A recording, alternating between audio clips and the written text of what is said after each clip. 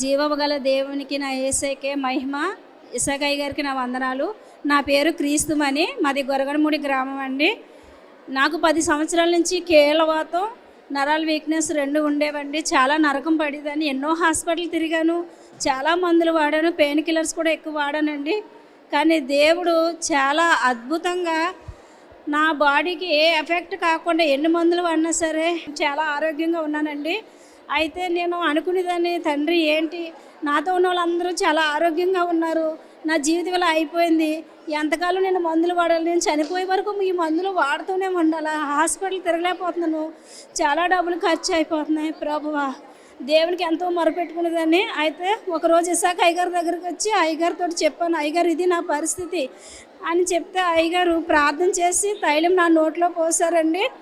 ఆ తర్వాత నేను ఇంటికి వెళ్ళిన తర్వాత నాకు అయ్యగారు 2 సార్లు దర్శనంలో వచ్చారు. అయ్యగారు నా తల మీద చేయి వేసి ప్రార్థన చేసినట్టు దర్శనంలో కనపడ్డది.